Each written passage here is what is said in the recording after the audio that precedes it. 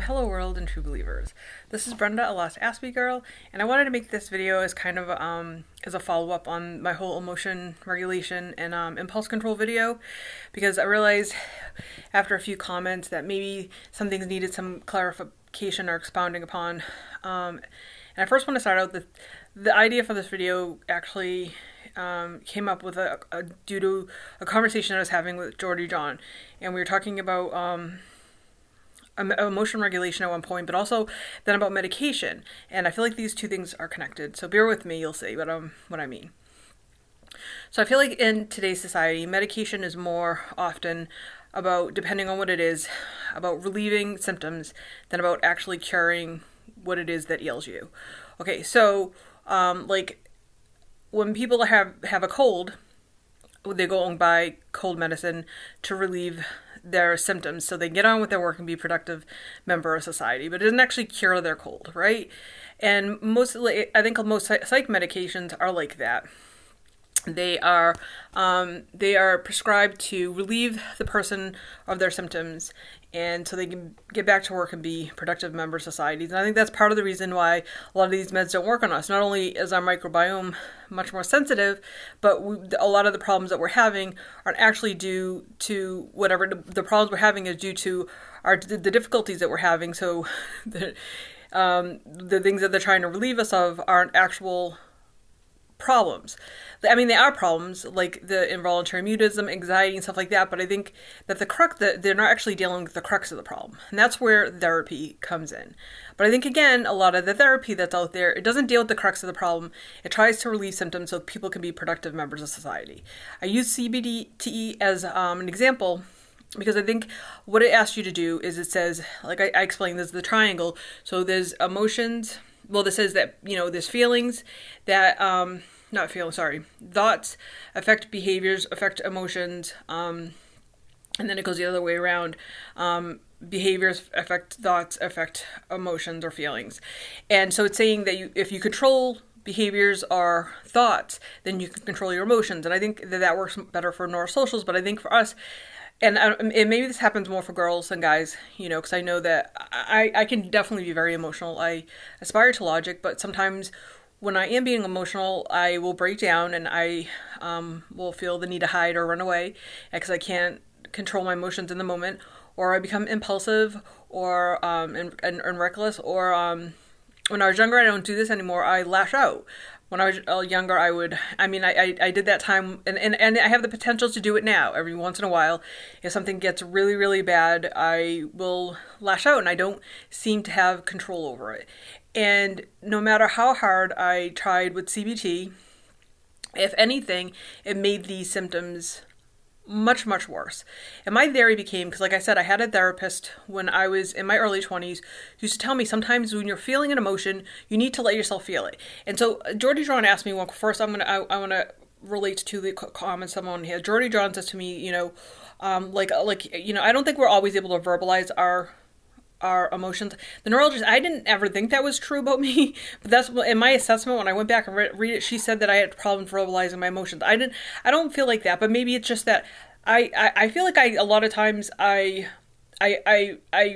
I feel like everything in my life, it's a puzzle, and I'm always trying to figure it out. I'm trying to figure out why I do the things I do or why I act the way I act. And the same thing when it comes to emotions. Like one of the things I do, I say that I track my period. Like I know right now I'm a little bit more sensitive than I normally would be because I'm going to get my period in a couple of days. And I will be much more sensitive to criticism or to perceived criticism, even if it's not that. And I'll have a much more difficult time seeing past my emotions to logic. But I also know times when I try to use those CBT things, when I try to change my behaviors and act the way I was supposed to act, fake it until I make it, or just always fighting my emotions, then they would come out in different ways. They would leak out at other times unexpectedly. Like maybe I would go and I would drive recklessly. I didn't seem to have much thought behind that, what I would do. And afterwards, I would always berate myself, and I would get frustrated and be like, why did I do that? Why did I act that way? Because because I won't, and that's why I brought it up. I actually cut it out of a video why I got frustrated at one of the group therapies I went to for CBT. They were talking about impulse control, and in there, the way the group therapist brought it up, she said that there's when it comes to impulse, there's the urge to act impulsively, and then there's the thought. To give yourself, it's like the thoughts that give yourself permission to act on that. Basically, you rationalize why it's okay to do whatever it is you're going to do, and then you act. And I got frustrated and I raised my hand and I was like, that's not how it is for me. Whenever I have an impulse, I seem to just act on it. There's no thought. And she's like, that's not how it works. And then she asked everybody in the room, and they talked about smoking and drinking, and like how like they'll go past a certain spot and then they'll give themselves permission and then they'll smoke, or they'll want to drink and they'll give them, or whatever it is that they're doing. And I'm like, it's never been that way with me. Like I will, for when it comes to impulses, what will happen is like maybe someone's yelling at me, and all of a sudden in the moment I won't know what to do and I won't know how to act, and I'll just break down and I'll run away. There was no thought. I didn't think to myself, I'm going to give myself permission to run away now. I'm going to go give myself permission to hide. It's sometimes I can barely control myself enough to maybe get away before they understand what is going on. Maybe I will be cognizant enough to know that I need to like hide if I'm at work or something like that, or even that's why I would become involuntary mute, because the urge would be to lash out or something like that, and I would try to put such grip on it that, and then I wasn't able to act at all. But I didn't seem to have any control over these. Or there was one time when I was at an event and I don't even know, like I had abstained for a really long time, and I saw this guy and I just grabbed him and I kissed him. That's not okay.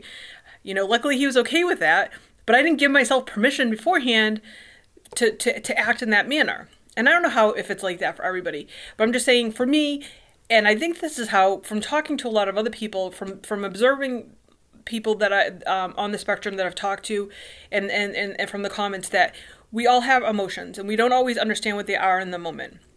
And the thing is, if we suppress them, and CBT I think asks us to fight them, to act, to control your thoughts, to control your emotions. It doesn't allow you to when I say process it, I don't mean always necessarily even needing to understand that emotion at all if you're not capable of doing that. Sometimes it just means like channeling, because that energy is going to be there whether you want it to be, and it's going to come out another way. So maybe you take mixed martial arts, or maybe you dance, or maybe you paint, or maybe you go and you punch a tree, or punch a pillow, or something that allows you to release that energy, because it's going to be there sitting idle and it's going to come out, you know. And CBT doesn't ever, it just all, like most of the things, like I know, like for emotion regulation, it talks about distracting yourself. That if you are impulse control, it talks about like if you distract yourself from an urge long enough, you won't do it. But every single time I've ever acted impulsively, I never had enough time like for the things that I think of as impulsive, like driving, like all of a sudden I'll be doing something, and it's not even after that I did it that I'll realize that I did something I didn't want to do. Like I don't even have that much control. It's almost like I'm drunk, but I'm not drunk. I'm just having a hard time. And I know a lot of times I don't do it anymore. I haven't done it in years now. Ever since I said I'm not doing the CBT anymore. I'm not going to edit myself anymore. I'm not going to do any of these things to make other people uncomfortable. I don't act impulsively anymore. I don't do any of these things, and I feel like part of it is because I allow myself to, if I feel emotion, if I feel like I have to cry, I don't try to not cry. I let myself cry. Like I don't do it in front of other people because I know that will make other people think that I need whatever, and that's not what I'm trying to do. Sometimes I just need to express my emotion to just myself. So if I need to cry, then maybe I'll go hide in the bathroom and I'll cry.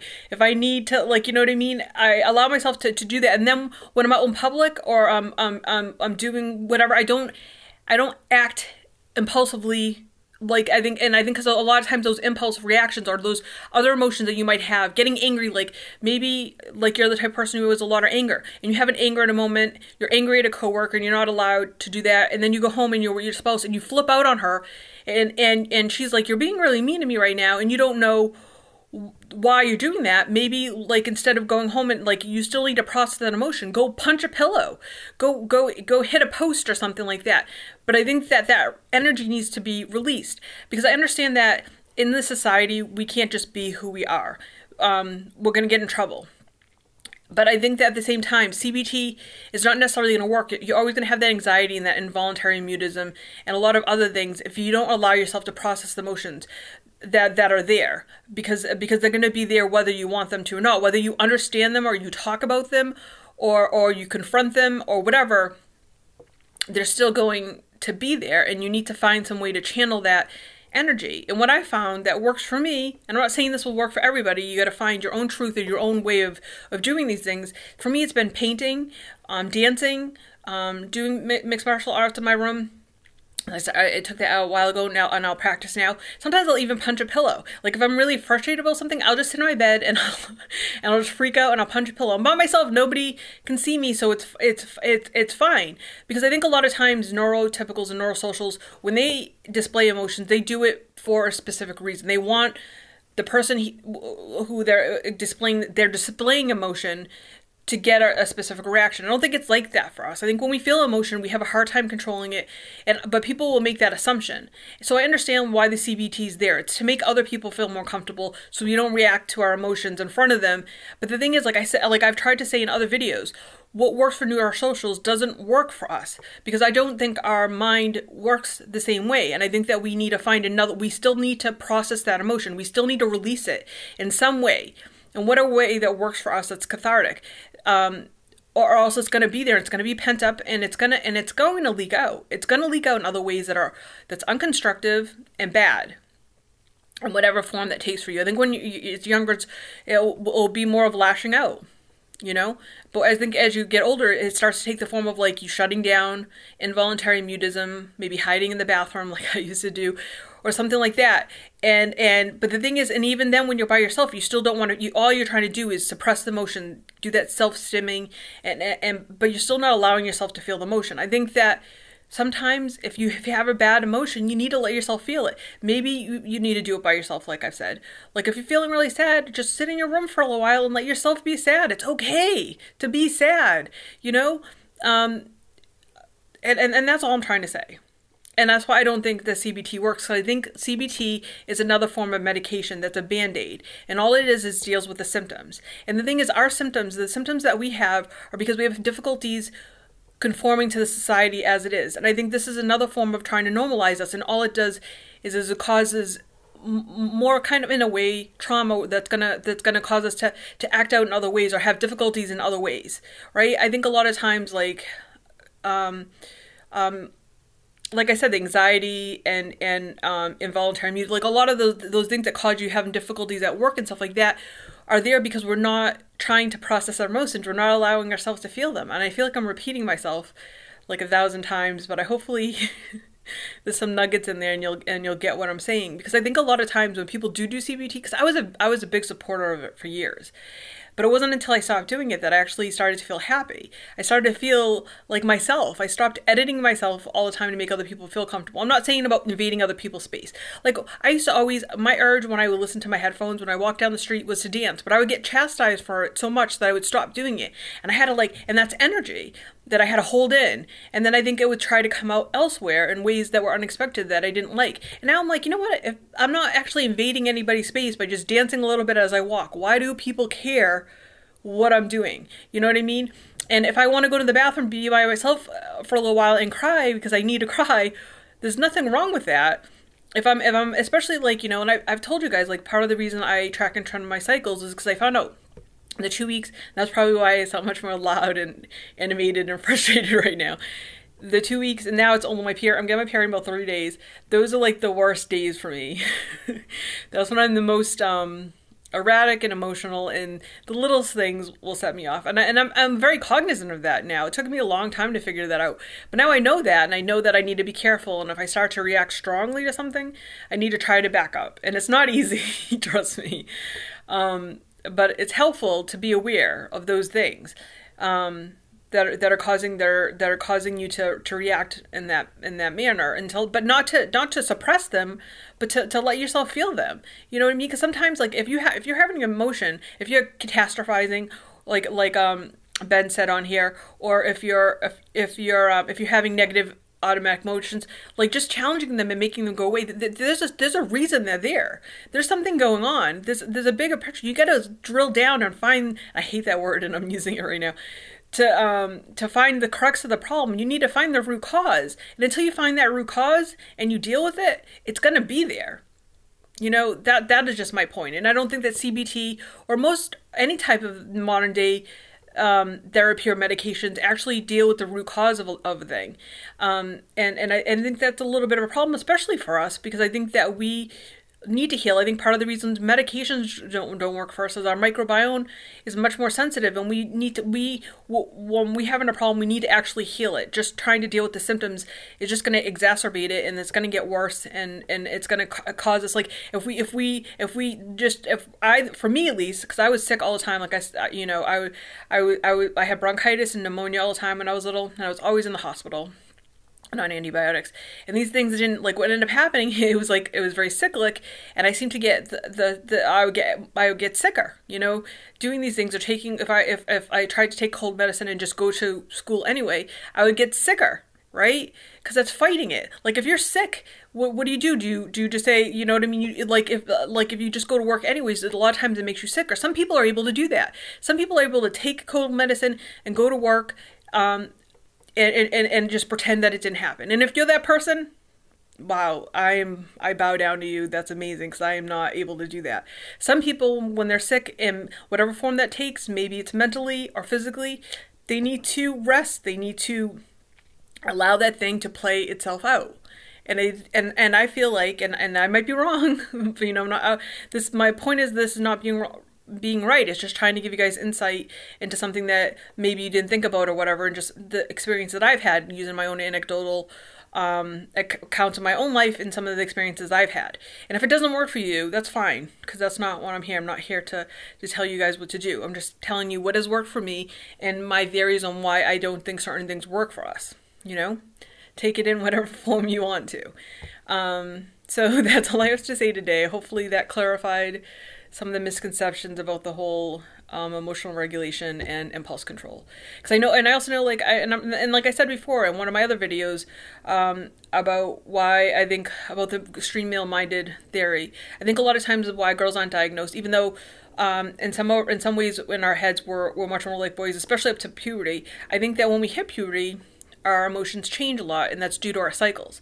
Like I said, like guys' hormones are like a river, and they're straight and they're direct more often. They have surges and everything like that, but for the most part, they're pretty direct. For us, things are a little bit more erratic, but there's a pattern, and it goes on cycles, like the ocean is 28 days, you know. And if you know what your cycle is, and you're able to track it, if you actually pay attention, not just to whether you're like a lot of the things that girls do, if you actually pay attention to your mood, you'll see, and if you actually track and trend your mood on those days, you'll see, and it might not be the same in mine exactly, but you'll see that there is a pattern. There's a pattern to mine, and I figured it out. When I was able to fully figure it out was in 2004. I remember when I was finally able to figure out the pattern of my moods, because for a while I thought I was doing my periods, but it wasn't until around then, or maybe it was before that. Was it 2003? Well, that's not besides the point. When I started doing it, then is when I was actually able to correlate which days I was going to be more sensitive and I needed to be careful, and which days I wasn't. And I think sometimes to transcend a thing, you need to be aware of it and not be in denial about it, and just, you know, be cognizant of it and face that proverbial mirror. I don't know if that makes any sense. Okay, I don't want to babble and I don't want to lecture, because that's not, you know, I want you guys to find your own truths, and I'm hoping that you're able to take some of my truths and help you to do that for yourself. Okay, so thank you, and have a good day, everybody. Bye.